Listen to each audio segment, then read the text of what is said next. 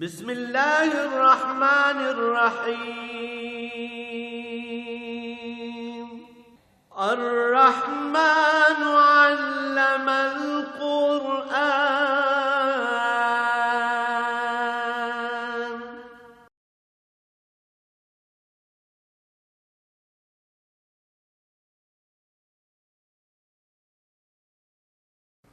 الحمد للہ رب العالمین والصلاة والسلام علی حبیبہ محمد وآلہ وصحبہ اجمعین اعوذ باللہ من الشیطان الرجیم بسم اللہ الرحمن الرحیم اقتربت الساعة وانشق القمر وإن يروا آیات یعرضوا ویقولوا سحر مستمر وَكَذَّبُوا وَاتَّبَعُوا آبَاءَهُمْ كُلُّ أَمْرٍ مُسْتَقِرٌ وَلَقَدْ جَاءَهُمْ مِنَ الْأَنْبَاءِ مَا فِيهِ مُزْدَجَرٌ حِكْمَةٌ بَالِغَةٌ فَمَا تُغْنِ النُّذُرُ فَتَوَلَّ عَنْهُمْ يَوْمَ يَدْعُ الدَّاعِ إِلَىٰ شَيْءٍ نُكِرٍ خش عن ابصارهم يخرجون من الاجداث كأنهم جراد منتشر مهطعين الى الداع يقول الكافرون هذا يوم عسر اللهم سبحانك لا علم لنا الا ما علمتنا انك انت العليم الحكيم رب اشرح لي صدري ويسر لي امري واحلل عقدة من لساني يفقهوا قولي رب زدني علما مولاي صل وسلم دائما ابدا على حبیبک خیر الخلق کلہم۔ سورہ قمر شروع ہوتی ہے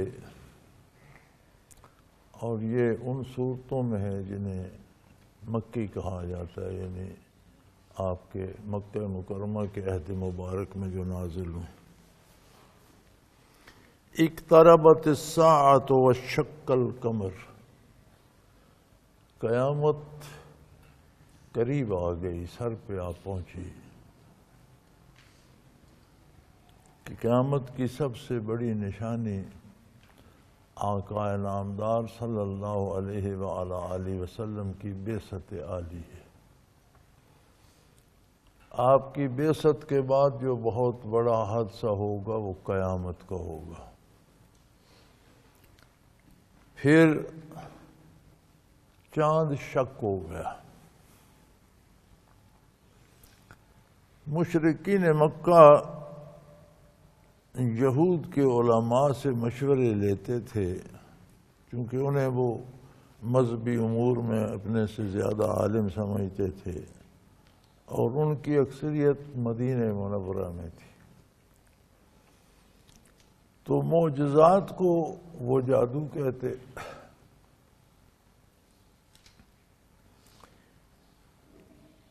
تو یہودیوں نے مشورہ دیا کہ جادو آسمان پہ اثر نہیں کرتا، تو تم ان سے کوئی آسمان کی بات کرو، ان سے کہو چاند کو 2 ٹکڑے کر دیں۔ تو آسمان پہ یا افلاک میں گردش کرنے والے سیاروں پہ جادو اثر نہیں کرتا، بلکہ جادوگر تو کہتے ہیں کہ جادو سمندر پار بھی اثر نہیں کرتا، کہ یہاں سے بیٹھ کر کوئی سمندر پار کر لے تو یہ نہیں ہوتا۔ چنانچہ انہوں نے مطالبہ کیا کہ آپ چاند کو شق کر دیجئے۔ چاند نکلا ہوا تھا، روایات کے مطابق حضور اکرم صلی اللہ علیہ وآلہ وسلم مینا میں جلوہ افروز تھے۔ مشرکین نے مطالبہ کیا، کوہ حرا پہ چاند چمک رہا تھا، روشن چاند تھا، پورا چاند تھا۔ جس دن چاند پورا ہوتا ہے اس دن سر شام ہی طلوع ہو جاتا ہے۔ آپ صلی اللہ علیہ وآلہ وسلم نے انگلی مبارک سے اشارہ فرمایا تو چاند واضح 2 ٹکڑوں میں بٹ کر اتنے فاصلے پہ ہٹ گیا کہ کوہ حرا درمیان میں رہ گیا اور دونوں طرف 2 ٹکڑے چاند کے نظر آ رہے تھے۔ وَلِشَقَّ الْقَمَرُ، کہ بہت بڑا معجزہ کہ چاند بھی شق ہو گیا۔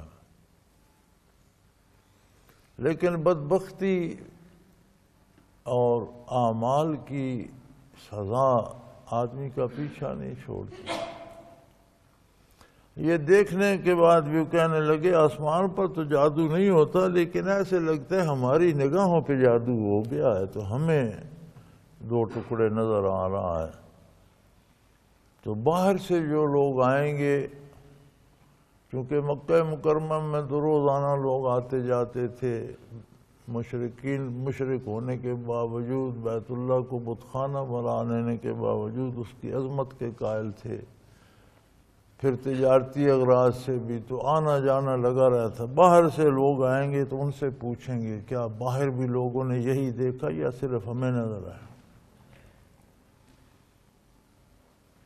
تو جتنے لوگ باہر سے بھی آئے سب نے تصدیق کی کہ بھئی چاند تو دو ٹکڑوں میں بٹ گیا تھا، حتیٰ کہ برِ صغیر میں غالباً جسے اب ہم سری لنکا کہتے ہیں، اسے مالا بار کہتے تھے اس زمانے میں، تو مالا بار کا جو مہاراجہ تھا اس نے بھی دیکھا اور اس نے اپنی ڈائری میں نوٹ کر لیا کہ چاند کے دو ٹکڑے ہو گئے۔ پھر جب مسلمان تاجر مالا بار پہنچے اور اسے دعوت اسلام پہنچی تو اس نے اسلام قبول کر لیا۔ اپنے اپنے نصیب کی اور کردار کی بات ہے۔ جو پاس تھے مشرکین عرب وہ اعتراض کرتے رہے، اور کہاں مکہ مکرمہ اور کہاں مالا بار۔ تو آج تو سائنس نے جو تصویریں جاری کی ہیں چاند کی، ان میں بھی صاف نظر آتا ہے کہ یہ پھٹ کے پھر جڑا ہے، چونکہ چاند بجائے خود کوئی روشن نہیں ہے۔ جس طرح کرہ زمین ہے مٹی پتھروں سے بنا ہوا، اسی طرح چاند بھی ایک کرہ ہے۔ یہ رات کو جب زمین سے سورج اوجھل ہو جاتا ہے تو چاند پر اس کی سیدھی کرنیں پڑ رہی ہوتی ہیں، تو اس سورج کی چمک سے یہ چمکتا ہے، سورج کی روشنی سے چمکتا ہے۔ چاند میں خود فی نفس ہی روشنی نہیں ہے۔ تو جو تصویریں اب ناسا وغیرہ نے جاری کی ہیں ان میں بھی صاف دیکھا جا سکتا ہے پورے نصف چاند میں گردا گرد ایک خط بنا ہوا ہے، جیسے پھٹ کر چیز جڑتی ہے تو وہ گرا رہ جاتی ہے۔ وَإِن يَرَوْا آيَاتٍ يُعْرِضُوا وَيَقُولُوا سِحْرٌ مُسْتَمِرٌ۔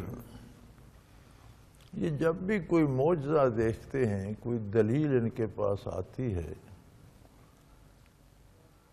تو اعراض کرتے ہیں، مانتے نہیں، منہ پھیر لیتے ہیں اور کہتے ہیں سحر مستمر، یہ تو بڑا کوئی ہمیشہ سے جانے والا جادو ہے، ایسے ہوتے رہتے ہیں لوگ، جادوگر ہر حال میں رہتے ہیں، اور یہ بھی کوئی بڑا مستقل جادو ہے۔ وَكَذَّبُوا، اور انکار کر دیتے ہیں، وَاتَّبَعُوا أَهْوَاءَهُمْ، دین کا انکار کیوں کرتے ہیں؟ نبی کریم صلی اللہ علیہ وآلہ وسلم جیسا مبلغ ہو، کائنات بسیط میں سب سے حسین تر ہستی، سب سے خوبصورت ترین وجود محمد الرسول، سب سے خوبصورت ترین آواز محمد الرسول اللہ صلی اللہ علیہ وسلم، سب سے خوبصورت ترین کلام محمد الرسول اللہ، سب سے خوبصورت ترین انداز بیان آپ صلی اللہ علیہ وسلم کا۔ تو بھئی لوگ تو معمولی آوازوں پر، عام چہروں پر فدا ہو جاتے ہیں، یہ اتنی ہستی کی بات ہے، اور پھر بات اللہ کی ہے، کر حضور رہے ہیں، وَكُذِّبُوا، یہ انکار کر دیتے ہیں۔ فرمایا اتبعوا اہواءہم، یہ خواہشات کی پیروی کے لیے انکار کرتے ہیں۔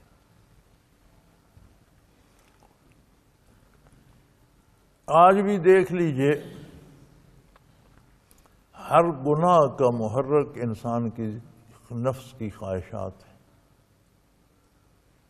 ہر بندہ کفر کرتا ہے یا گناہ کرتا ہے تو کسی خواہش کی پیروی میں کرتا ہے، اطاعت سے نکل جاتا ہے، اپنی خواہش نفس کی پیروی۔ فرمایا یہ ایسا نہیں کہ انہیں دلیل سمجھ نہیں آتی، یہ سمجھ رہے ہیں، بات یہ ہے کہ یہ اپنی خواہشات کو نہیں چھوڑنا چاہتے، خواہشات کی تکمیل چاہتے ہیں، اس لیے انکار کر رہے ہیں۔ وَكُلُّ أَمْرٍ مُسْتَقِرٍ، ان کا انکار کوئی عذاب الہی کو ٹال نہیں دے گا کہ یہ آج انکار کر رہے ہیں تو نہ ماننے سے عذاب ٹل جائے گا، نہیں، ہر چیز کا وقت مقرر ہے۔ نہ ان کے انکار سے ان کی موت ٹلے گی، نہ ان کے انکار سے موت کے بعد کی جواب طلبی ٹلے گی، نہ ان کے انکار سے عذاب ٹلے گا۔ ہر کام، ہر چیز نے اپنے مقرر وقت پہ ہونا ہے۔ وَلَقَدْ جَاءَهُم مِّنَ الْأَنبَاءِ مَا فِيهِ مُزْدَجَرٌ، یہ کوئی نئی بات نہیں جو حضور اکرم صلی اللہ علیہ وسلم کر رہے ہیں، یہ خبریں ان سے پہلے نسل در نسل، پہلے انبیاء کی بعثت، پہلی امتوں کا انکار، ان کی ہلاکت، یہ تاریخ کا حصہ ہے جو ان تک بھی پہنچی ہے، اور انہوں نے اپنے آباء و اجداد سے اور اپنے پہلوں سے یہ باتیں سنی ہیں، اور ان سب باتوں میں کہ انبیاء مبعوث ہوئے، جنہوں نے مانا کس طرح کامیاب رہے، جنہوں نے نہیں مانا وہ کس طرح تباہ ہوئے، ان میں عبرت کا بڑا سامان ہے۔ یعنی اگر یہ خواہشات کی پیروی نہ کرتے تو ان کی ہدایت کے لیے تو وہ پہلی جو تاریخ آ رہی ہے وہ بھی کافی تھی۔ حکمت بالغہ فما تغنی النذر، بہت بڑی دانش مندی تھی، اگر یہ اس سے سیکھ لیتے، عبرت حاصل کرتے تو یہ بہت بڑی دانش مندی کی بات تھی۔ اللہ کریم کے نزدیک عقل مند کون ہے، اولی الالباب کون ہے، دانش مند کون ہے؟ وہ جو حالات دنیا، تاریخ، دین، اللہ کا کلام، اللہ کے نبی کے ارشادات کے مطابق زندگی کو ڈھال لیتا ہے، اور اس دنیا میں اس خاک پر بیٹھ کر جنت میں اپنا گھر تعمیر کرتا ہے، وہ بڑا دانا ہے۔ یہاں بیٹھ کر گھر جنت میں بنا رہا ہے، لیکن لوگ ہمارا حوصلہ کم ہے۔ اکثریت کا عالم یہ ہے، عمراء بڑی بڑی کوٹھیاں بناتے ہیں، عام آدمی بھی محنت کر کے زندگی بھر کی کمائی جمع کر کے مکان بناتا ہے، بڑا سنوارتا ہے، بیٹے جوان ہو جاتے ہیں، بہویں آ جاتی ہیں، پر پتہ ہے پھر کہتے ہیں بابا جی آپ کمرے میں نہ جائیں، آپ کمرہ گندا کر دیتے ہیں۔ گاؤں میں بہویں کہتی ہیں بابا مسجد میں چلا جا، سارا دن پکھا چلاتا ہے، اتنا بل آ جاتا ہے، مسجد میں جا کے سو جا پکھا چلا کے۔ وہی گھر جو بڑی محنت سے بناتے ہیں نا، ان میں ان کو کمروں میں کوئی نہیں گھسنے دیتا، وہی مکان ہوتے ہیں، وہی کمرے ہوتے ہیں۔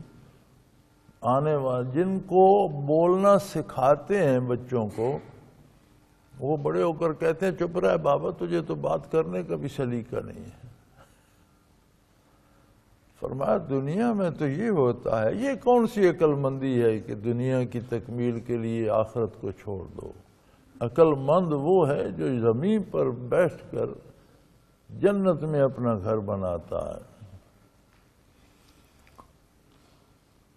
فَتَوَلَّ عَنْهُمْ حِکْمَةٌ بَالِغَةٌ فَمَا تُغْنِ النُّذُرُ، دانش مندی تو یہ تھی کہ اس پہلوں کے تذکرے سے عبرت حاصل کرتے، لیکن انہیں کوئی نصیحت بھی کام نہیں دیتی، نہ انہوں نے تاریخ سے عبرت حاصل کی۔ پھر جب حضور تشریف لے آئے تو پھر اس سے بڑی اور دلیل کیا تھی؟ پھر بھی یہ معروم رہے فَتَوَلَّ عَنْهُمْ، جو آپ کی بات نہ سنے آپ اس کی پرواہ نہ کیجیے۔ یوم یدعو الداعی الی شیء نکر خش عن ابصارهم یخرجون من الاجداث کانہم جراد منتشر۔ یہ آج آپ کے بلانے پہ نہیں آ رہے تو آپ بھی ان سے رخ انور پھیر لیجئے، ان کی فَتَوَلَّ عَنْهُمْ، ان کی پرواہ چھوڑ دیجئے، ان سے رخ انور پھیر لیجئے، ان کی پرواہ ہی نہ کیجئے۔ الا اللہ، کفار و مشرکین نے تو نافرمانی کی، اللہ نے فرمایا ان سے منہ پھیر لیجئے۔ حسرت مجھے اپنے آپ پر اور اپنے مسلمان بھائیوں پہ ہوتی ہے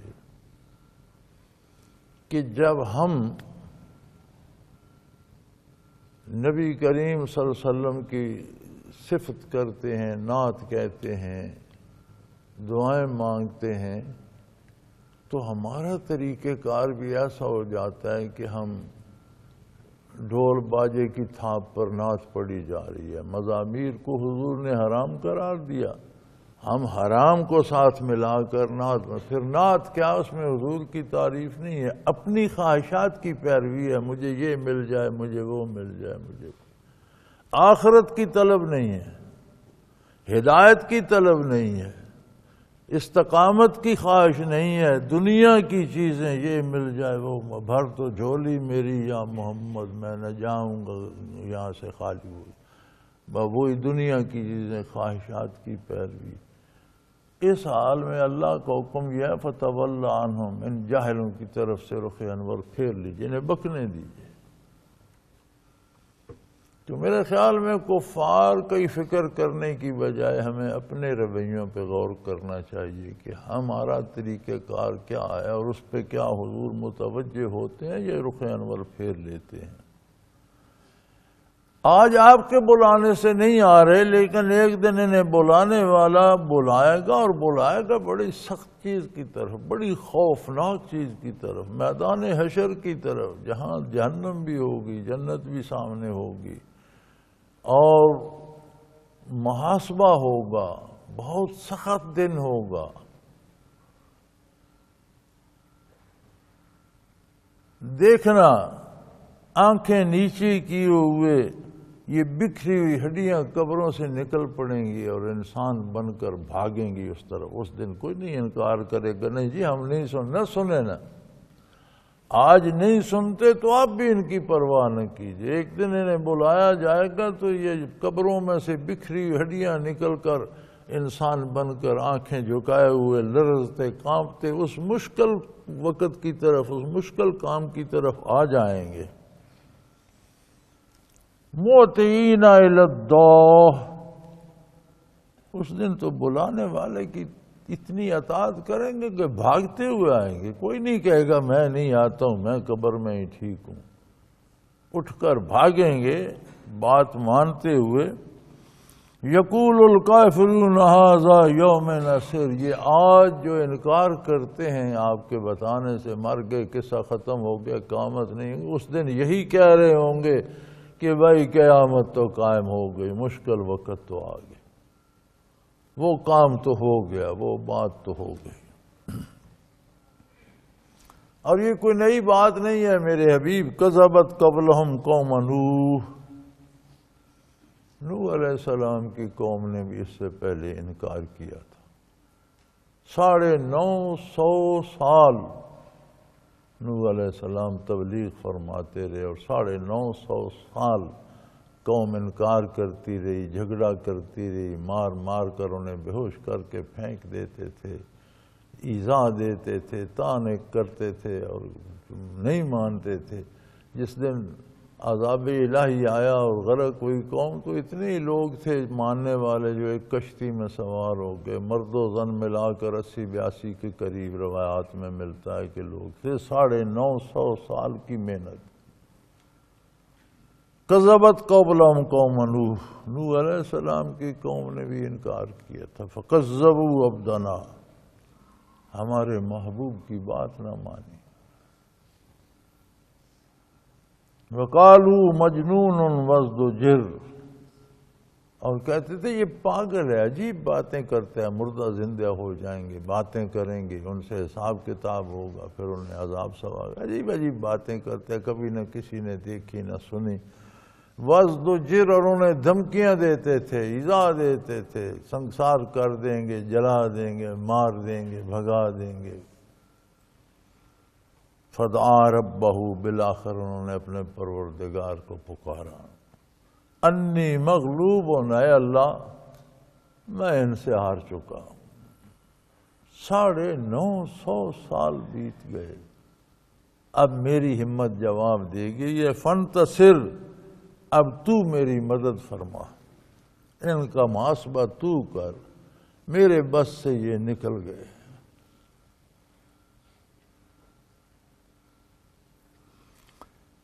فتحنا ابواب السماء بماء منہمر، تو ہم نے آسمان سے، بلندیوں سے بادلوں کے دروازے ایسے مینہ برسایا جیسے دروازے کھول دیے ہوں۔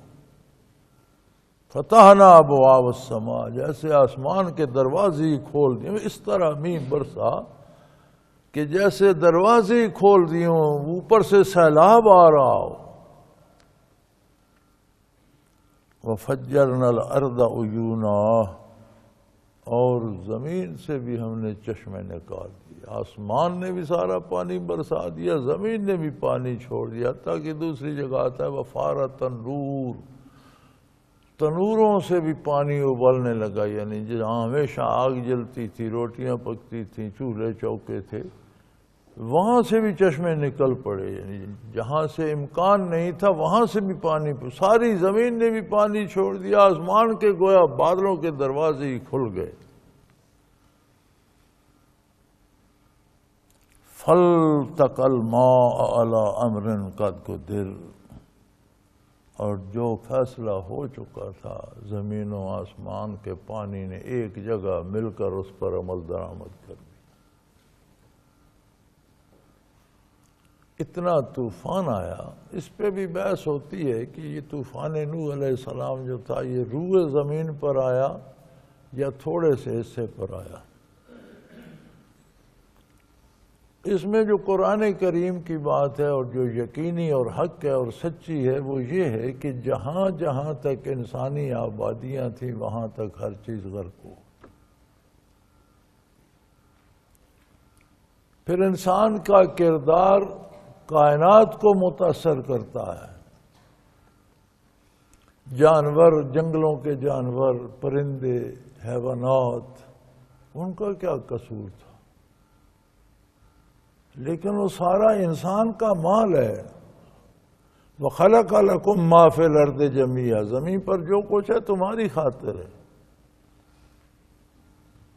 تو جب گھر کا مالک گھر سمیت غرق ہوتا ہے تو گھر کی چیزیں بھی غرق ہو جاتی ہیں۔ انسان کے گناہ اس بے زبان مخلوق کو بھی ایذا میں مبتلا کر دیتے ہیں، قحط سالیاں آ جاتی ہیں، بھوک پڑ جاتی ہے، جانور بھی مرنے لگ جاتے ہیں، پرندے مرنے لگ جاتے ہیں، بیماریاں آ جاتی ہیں، یہ سارا انسانی کردار کا اثر ہوتا ہے۔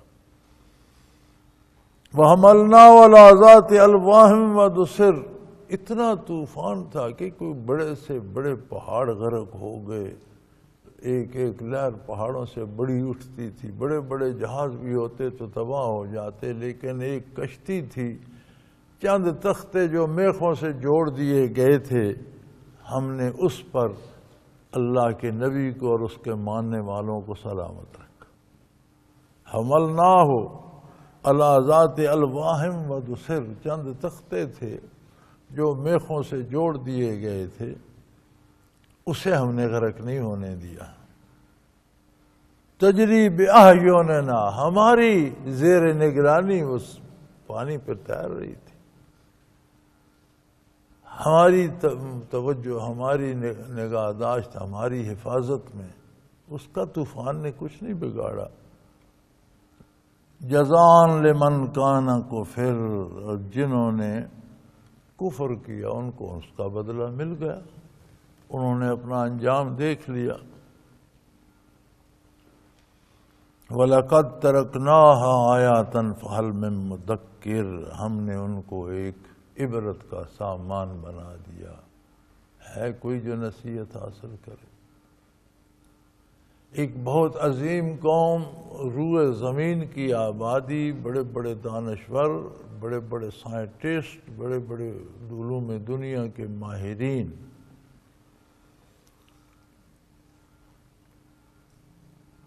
سائنسدانوں نے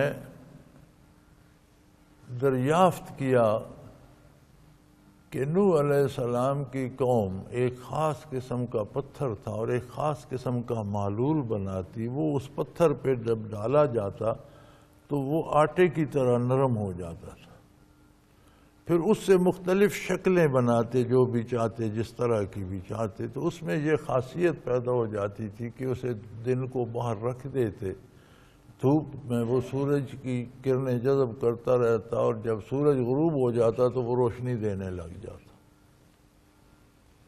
یہ جو آج ہم نے سیلولر سسٹم بنایا ہے نا، تو اس میں تو ہم نے کوئی خاص قسم کی پلیٹیں بنائیں، اور وہ تو ایک عام پتھر ہوتا تھا، اسے لے کر اس خاص محلول میں حل کرتے، وہ آٹے کی طرح نرم، پھر اس کی کچھ شکلیں بناتے، وہ جم کر پکی ہو جاتی، تو گلیوں میں، گھروں میں، بازاروں میں، سڑکوں پر وہ پتھر رکھ دیتے، سورج غروب ہونے کے بعد وہ روشنی دینا شروع ہو، ہر طرف جیسے چاند نکلا ہوتا ہے اس طرح روشنی ہوتی تھی۔ ان کی سائنسی ترقی بھی اس عالم میں تھی، لیکن ہم نے ان کا یہ حال کیا کہ پچھلوں کے لیے عبرت کا سامان بن گئے۔ اگر کوئی نصیحت حاصل کر، حل میں مدکر ہے کوئی جو نصیحت حاصل کرے؟ فَكَيْفَ كَانَ عَذَابِي وَنُذُرْ، اور یہ سمجھ لے کہ ہمارا عذاب جب آتا ہے تو کیسے آتا ہے، اور جن باتوں سے اللہ اور اللہ کے حبیب اور اللہ کی کتاب ڈراتی ہے وہ کس قدر سچی ہیں اور کس طرح پیش آتی ہیں۔ وَلَقَدْ يَسَّرْنَا الْقُرْآنَ لِلذِّكْرِ فَهَلْ مِن مُدَّكِّرٍ، سبحان اللہ۔ فرمایا ہم نے قرآن کو سمجھنے کے لیے آسان کر دیا ہے، فَهَلْ مِن مُدَّكِّرٍ، ہے کوئی جو نصیحت حاصل کرے؟ یعنی سب سے اعلیٰ، سب سے عرفہ، ادب میں بھی، لغت میں بھی، صرف و نحو میں بھی، علم کلام میں بھی، ہر شعبہ کلام میں سب سے اعلیٰ کتاب قرآن۔ تو جتنی اعلیٰ کتاب ہوتی ہے اتنا اس کا سمجھنا مشکل ہو جاتا ہے، وہ اہل علم کے لیے ہوتی ہے، بڑے بڑے فاضل لوگوں کے لیے ہوتی ہے، ان کے پاس جا کر سمجھ نہیں۔ فرمایا ہم نے قرآن کو آسان کر دیا، ایک بچہ بھی حرف حرف کر کے 5-6 سال کا بچہ اب سارا قرآن حفظ کر لیتا، سمجھنا بھی آسان کر دیا، ہر بندے کو سمجھ آتی ہے، لیکن اس کے لیے ایک شرط ہے، جو خلوص دل سے نصیحت حاصل کرنا چاہے، جو محض دکھاوے کے لیے پڑھے یا خواہشات کی تکمیل کے، یہ بھی عجیب بات ہے۔ قرآن کریم کا سارا زور یہ ہے کہ خواہشات کی پیروی چھوڑ دو، اللہ کی اطاعت کرو۔ ہم خواہشات کی تکمیل کے لیے قرآن کو ذریعہ بنا لیتے ہیں، وہ وظیفہ پڑھو یہ خواہش پوری ہو جائے گی، وہ وظیفہ پڑھو یہ خواہش پوری ہو جائے گی، بھی تفاوت راز کو جاز سابق ہو جاؤ۔ فرمایا ایسے لوگوں کو سمجھ نہیں آتی، قرآن کو بہت آسان کر دیا، لیکن ان لوگوں کے لیے جو نصیحت حاصل کرنے کے لیے، سمجھنے کے لیے پڑھتے ہیں، ان کے لیے وہ سینہ کھول کے رکھ دیتا ہے۔ کذبت عاد فکیف کان عذابی، اسی طرح قوم عاد نے بھی انکار کیا تھا، دیکھ لو پھر کس طرح کا عذاب آیا۔ اور ہماری وہ باتیں جو انہیں عذاب سے ڈراتی تھیں، اور نبی کے وہ ارشادات جو انہیں اللہ کی گرفت سے ڈراتے تھے، کس طرح سچے ثابت ہوئے۔ اِنَّا أَرْسَلْنَا عَلَيْهِمْ رِيحًا صَرْصَرًا فِي يَوْمِ نَحْسٍ مُسْتَمِرٍ، ہم نے ان پر ہوا کو مسلط کر دیا، ریحًا صرصرا، تیز آندھیاں، شاں شاں کرتی ہوئی ہوائیں، وہ دن ان کے لیے بڑا منحوس ثابت ہوا۔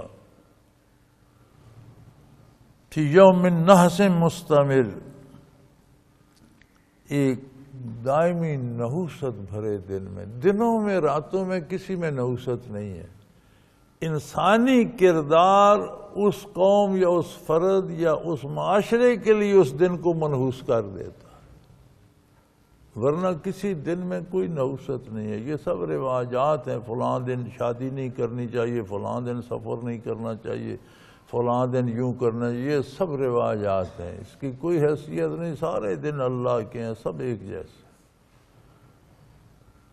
ہاں، انسانی کردار کچھ دنوں کو مبارک بنا دیتے اور کچھ کو منحوس کر دیتا ہے۔ وہ اس صاحب کردار کے لیے، قوموں کا کردار ہو یا معاشرے کا کردار ہو یا فرد کا، اس کے لیے، اس معاشرے، اس قوم، اس فرد کے لیے منحوس ہو جاتے ہیں۔ تنزع الناس کانہم اعجاز نخل منقعر، بڑے بڑے قداور جوان تھے، ہوا نے اس طرح پٹک پٹک کر مارے کہ ایسے لگتا تھا گویا میدان کٹی ہوئی کھجوروں کے تنوں سے بھرے پڑے ہیں، اس طرح لاشیں پڑی تھیں۔ بڑے بڑے طاقتور، وہ بھی دنیاوی علوم میں بڑے ماہر تھے، اور ان کی کاریگری آج بھی ان کے بنائے ہوئے مکان جو چٹانیں کاٹ کر انہوں نے بقایا اس کی گواہی دے رہے ہیں۔ طاقتور بڑے تھے، 70 90 فٹ قد کا ایک ایک جوان تھا۔ اب بھی ان کے جو ڈھانچے ملے ہیں وہ اسی قد کے ہیں، لیکن فرمایا ہوا نے پٹک پٹک کر ایسے مارے کہ میدان اٹ گئے، اور پتہ چلتا جیسے کسی نے کھجوریں کاٹ کر بڑے بڑے تنے ڈال دیوں، میدان اس طرح بھرے پڑے تھے۔ پانی بھی وجعلنا من الماء کل شیء حی، پانی بھی زندگی کا بنیادی سبب ہے۔ قوم نوح علیہ السلام کے لیے تباہی اور موت کا سبب بن گئی۔ ہوا زندگی کی پانی سے بھی زیادہ بنیادی ضرورت ہے۔ فرمایا ان کے لیے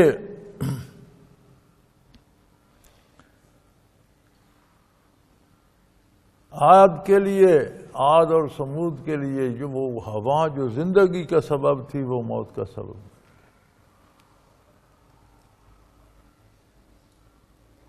وَلَقَدْ يَسَّرْنَا الْقُرْآنَ لِلذِّكْرِ فَهَلْ مِن مُدَّكِرٍ، دیکھو قرآن نے، ہم نے نصیحت کے لیے قرآن کو آسان کر دیا، بہت سہل ہے قرآن، ہر بندے کو سمجھ آتی ہے۔ عالم کو اپنی حیثیت کے مطابق، عام آدمی کو اپنی استعداد، ہر بندہ اپنی حیثیت، اپنی استعداد کے مطابق اس سے بات سمجھ سکتا ہے، لیکن شرط یہ ہے کہ وہ نصیحت حاصل کرنے کی نیت سے قرآن کو کھولے۔ اگر خواہشات کی یار کمال ہو گئی، قرآن، سارے قرآن کا ماحصل یہ ہے کہ اپنی خواہشات چھوڑ کر اللہ و اللہ کے رسول کی اطاعت کرو۔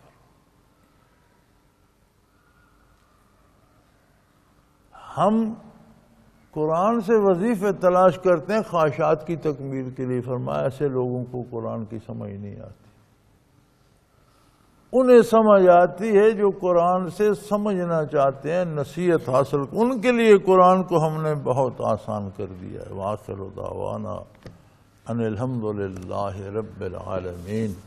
اللہ اللہ اللہ اللہ اللہ اللہ اللہ اللہ۔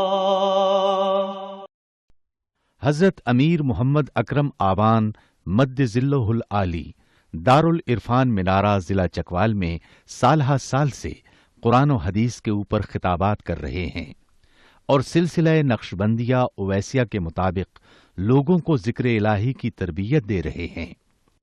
وہ قرآن پاک کی تفسیر ترتیب وار بیان کر رہے ہیں۔ تفسیر قرآن کو وہ موجودہ ملکی اور بین الاقوامی حالات کے مطابق بیان کرتے ہیں۔ موٹر وے سے کلر کہار کے انٹرچینج سے نکلتے ہوئے، کلر کہار کی جھیل سے ہوتے ہوئے، میانی، بوچھال اور نورپور سے گزرتے ہوئے دارالعرفان منارہ پہنچ سکتے ہیں۔ حضرت امیر محمد اکرم آوان نے بچیوں اور بچوں کی دینی اور دنیاوی تعلیم کے لیے سقارہ اکیڈمی کے نام سے ایک درسگاہ بھی قائم کی ہے، جس کا افتتاح ملک پاکستان کے صدر جنرل محمد ضیاء الحق نے اپنے دست مبارک سے کیا تھا۔ وہ تمام احباب جو اسلام کی طلب رکھتے ہیں ان سے گزارش ہے کہ دارالعرفان منارہ ضلع چکوال میں امیر محمد اکرم آوان صاحب کے خطابات سے مستفید ہوں۔ وہ ہر جمعے کو نماز سے پہلے بیان فرماتے ہیں۔ ہر ماہ کی پہلی اتوار کو ماہانہ اجتماع ہوتا ہے جس میں آپ خصوصی خطاب فرماتے ہیں اور پاکستان کے چاروں صوبوں سے احباب اس اجتماع میں شرکت کرتے ہیں۔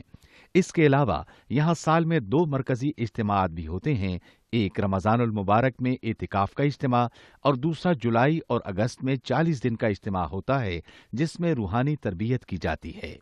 اپنا خون سیماب دے کر اتنا ہم کر جائیں گے، نام آقا کا چمن میں پھر رقم کر جائیں گے۔